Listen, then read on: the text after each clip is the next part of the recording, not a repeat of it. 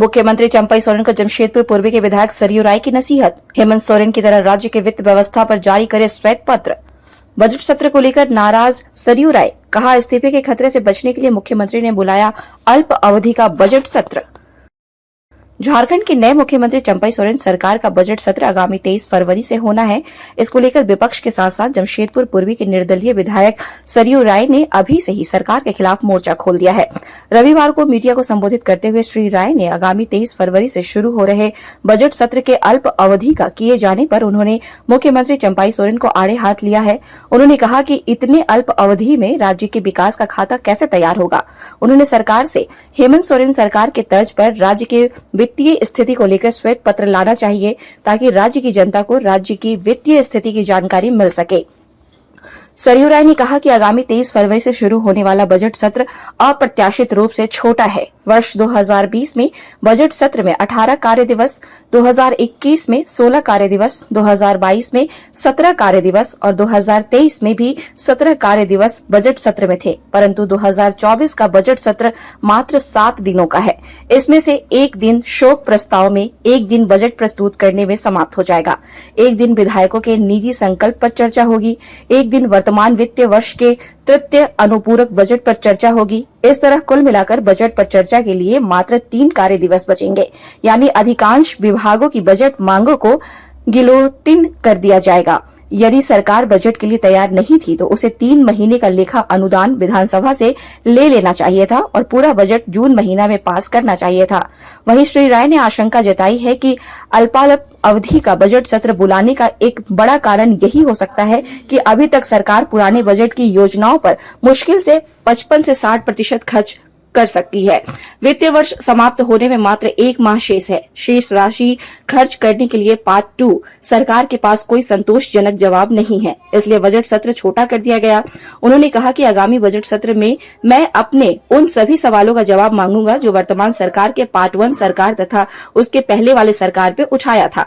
उन्होंने कहा कि बजट सत्र छोटा करने का एक कारण यह भी हो सकता है कि सरकार मंत्रिपरिषद के विस्तार के बाद अस्थिर है। बजट सत्र का प्रत्येक दिन बजट के वित्तीय मांगों पर मतदान होता है। वित्तीय मामलों के मतदान में सरकार जरूरी संख्या नहीं जुटा पाएगी तो मुख्यमंत्री को इस्तीफा देना पड़ता है।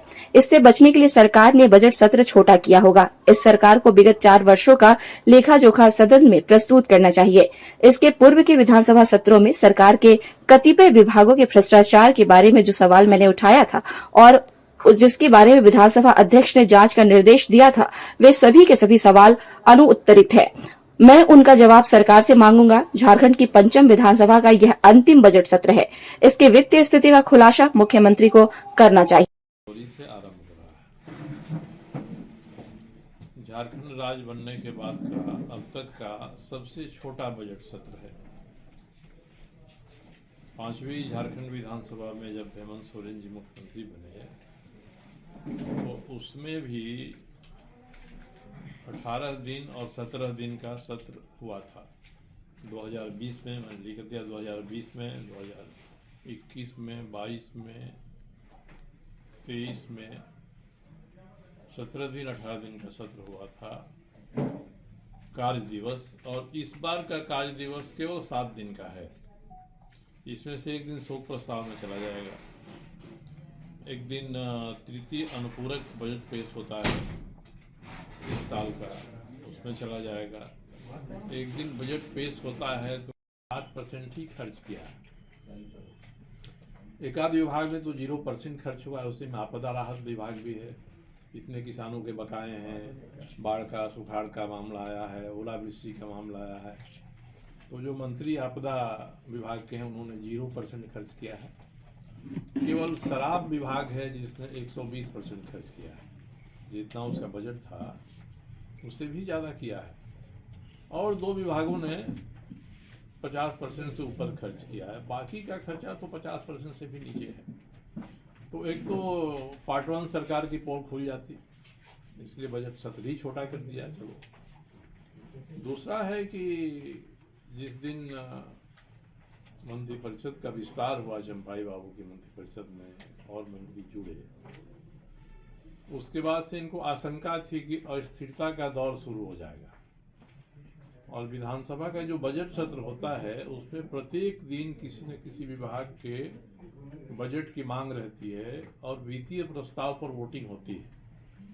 हमारा संविधान कहता है कि वित्तीय प्रस्ताव की वोटिंग में सरकार हार जाएगी तो सरकार खत्म, मुख्यमंत्री को इस्तीफा देना पड़ेगा।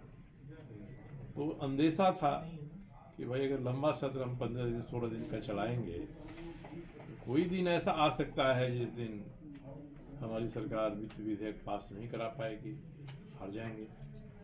तो इस तरह से जो जुगाड़ की सरकार चल रही है, मैं तो बधाई दूंगा कांग्रेस के जो हमारे विधायक साथी हैं कि उन्होंने अच्छा सवाल उठाया है और कहा है कि कम से कम उन मंत्रियों को तो नहीं रखते जिनके ऊपर सीधे भ्रष्टाचार के मामले आए हैं। अभी उनके पार्टी का अंदरूनी मामला है, हम लोग कुछ बोल नहीं सकते हैं, मगर जब मंत्रियों का चयन हो रहा था कांग्रेस से तो जो प्रभारी मीर साहब हैं, मीर की जमीर तो जागनी चाहिए थी कि हम जब नामों की अनुशंसा कर रहे हैं फिर अपनी जमीर से पूछ लें, अंतरात्मा से पूछ लें। तो इसलिए कांग्रेस के लोग इस सवाल को उठा रहे हैं अपने आला कमान के सामने। इससे ज़्यादा टिप्पणी इस पर करना मुनासिब नहीं है, मगर सरकार की अस्थिरता और सरकार के बजट, किसी विभाग के बजट पर वोटिंग में जाने की आशंका के कारण से ये बजट सत्र लोगों ने जानबूझकर छोटा किया है। ये दो ही कारण मेरी समझ में आ रहे हैं। तो मुझे लगता है कि चूँकि मैं निर्दलीय हूँ, मुझे तो 2 मिनट 3 मिनट का समय मिलता है बोलने के लिए, फिर भी मैं प्रत्येक दिन अपनी बात उठाता हूँ। अब मेरे लिए निराशा का यही कारण है कि बजट सत्र छोटा हो गया और ये इस साल का अंतिम बजट है इस विधानसभा का। उसके बाद तो एक छोटा सत्र होगा जुलाई में और विधानसभा का चुनाव घोषित हो जाएगा अक्टूबर में। तो इसीलिए मैंने आप लोगों को बुलाकर अपनी बात कह देना उचित समझा कि ये राज्य जैसे जैसे आगे बढ़ रहा है, उम्र बढ़ रही है राज्य की, वैसे वैसे यहाँ की शासन व्यवस्था में गिरावट आ रही है, यहाँ की वित्तीय व्यवस्था चौपट हो रही है, यहाँ की सत्ताधारी दल की राजनीतिक कार्य संस्कृति में भ्रष्टाचार का उसी हिसाब से समावेश हो रहा है। तो अगर ऐसे ही मंत्री रहे, मैंने हेमंत जी के सरकार में भी कहा था कि जो स्वास्थ्य मंत्री आपके सरकार का स्वास्थ्य खराब कर रहा है, उसे बीमार बना रहा है, तो उसका खामियाजा भुगतना पड़ेगा। खामियाजा भुगता उन्होंने। अगर उसी रास्ते पर पार्ट 2 भी चलेगा तो मुझे लगता है कि कहीं वही मंजिल न हो जाए इस सरकार की भी। ये बजट सत्र में लोगों को निराशा मिली है। विकास की बात होती है, सरकार के वित्तीय स्थिति की बात होती है, आप कितना किस पर खर्च कर रहे हैं, क्यों खर्च कर रहे हैं, योजनाओं पर बात होती है। तो इस विधानसभा के अंतिम बजट सत्र में, पंचम विधानसभा की अंतिम बजट सत्र में कोई भी सार्थक वार्ता, सार्थक बहस, सार्थक मुद्दे उठाने का समय इसमें नहीं मिलेगा।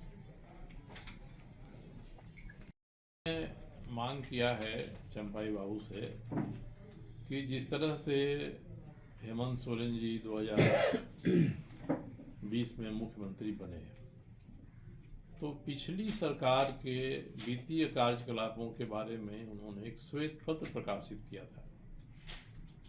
मैं भी इनसे मांग करता हूं कि चंपाई बाबू ये कहते हैं कि हमारी जो सरकार है या हेमंत सोरेन की पार्ट 2 सरकार है, तो पार्ट 1 सरकार के क्रियाकलाप के बारे में एक श्वेत पत्र प्रकाशित करना चाहिए। चंपाई बाबू को बजट सत्र में रखना चाहिए ताकि लोग ये समझ सकें कि भाई जब पार्ट 1 खत्म हुआ और पार्ट 2 शुरू हुआ तो आपको कैसी सरकार मिली, आपको किस तरह की अर्थव्यवस्था मिली।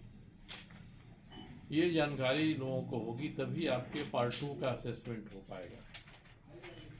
पहली बार तो बजट सत्र बहुत छोटा बनाकर निराश किया इन्होंने बुलाकर। जब ऐसी स्थिति होती है कि नई सरकार बन गई, बजट के लिए पूरी तरह तैयार नहीं है, तो विधानसभा से बजट की मांग पर लेखानुदान ले लिया जाता है।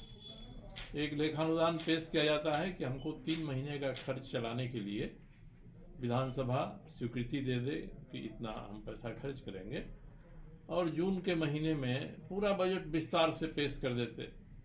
तो इन्होंने लेखानुदान लिया नहीं, पूरा बजट भी कह रहे कि हम पेश करेंगे, और पूरे बजट में कोई ओर छोर नहीं है। अखबारों ने भी छापा है और मुझे भी जानकारी मिली है कि 55 से 60% के बीच में अभी तक जो विकास के खर्च हैं वो खर्च हुए हैं। अब 1 महीना बच गया है बजट सत्र का, तो 1 महीने में आप कितना खर्च करेंगे? या तो मार्च रूट करेंगे, या इसको आप पीएल अकाउंट में डाल देंगे, कहीं छोड़ देंगे, या सरकार के बजट के पैसा को सरेंडर कर दीजिएगा। सबसे आसान काम तो यही है। तो इसलिए बजट सत्र में इनको एक श्वेत पत्र प्रकाशित करना चाहिए कि किस हाल में उनको ये राज्य मिला है, कैसी सरकार मिली है। तो ये मैंने इनसे मांग करने का निर्णय किया है। मैंने अब तक पिछले 4 वर्षों में जितने भी भ्रष्टाचार के मामले, चाहे इस सरकार के मंत्रियों का हो या इसके पहले वाली सरकार के भ्रष्टाचार के मामले हों, मैंने सबको उठाया है।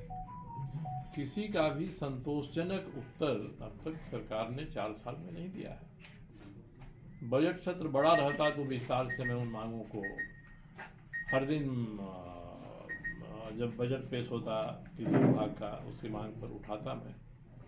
तो इस अवसर से वंचित रहेगा आदमी। खुद हमारे विधानसभा के अध्यक्ष ने निर्देश दिया है कि मैंने जो मामले उठाए हैं स्वास्थ्य विभाग के या दूसरे विभागों के भ्रष्टाचार के, उन पर सरकार जवाब दे। सरकार ने कोई जवाब नहीं दिया है। जांच के लिए 3 लोगों की समिति बनी थी, वो समिति भी बदल गई, आज तक जांच नहीं हुआ। मेरे ऊपर मानहानि का मुकदमा हो गया इसी को लेकर के। मानहानि के मुकदमा को लोअर कोर्ट ने चाईबासा में जो एमपी एमएलए कोर्ट देखता है उसने खारिज कर दिया। तो उस पर अपील की गई उसके ऊपर वाले कोर्ट में। ऊपर वाले कोर्ट में जहाँ तक मुझे पता है कि 2 या 3 बार कोर्ट ने डेट दिया कि भाई आपने मानहानि का मुकदमा किया है तो आइए अपना स्टेटमेंट तो दर्ज कराइए कोर्ट के सामने। आज तक फुर्सत नहीं मिली है कोर्ट के सामने, तो फिर आप मुकदमा ही क्यों करने जाते हैं? रांची में 3 मुकदमे मेरे ऊपर हुए हैं। डीएसपी ने लीक कर दे दिया अपने रिपोर्ट में कि कोई मुकदमा नहीं बनता है। उसके बाद से स्वास्थ्य विभाग के जो कर्मचारी हैं, 7 कर्मचारियों का मोबाइल लेकर सीज करके डोरांडा थाना ने रख लिया है कि हम विस्तृत जांच करेंगे। जबकि डीएसपी ने कहा है कि किसी के भी किसी मोबाइल से मेरे किसी मोबाइल पर कोई बातचीत नहीं हुई। तो ये स्थिति है, तो ये अवसर तो हम लोग चूक जा रहे हैं ना इस बार बजट का सत्र छोटा होने के कारण से। इसलिए ही मैं चाहता हूँ कि इन बातों को हम रखें। और बजट सत्र छोटा करने का एक कारण तो 2 कारण मुझे समझ में आते हैं। Bureau report, India news viral, Bihar Jharkhand.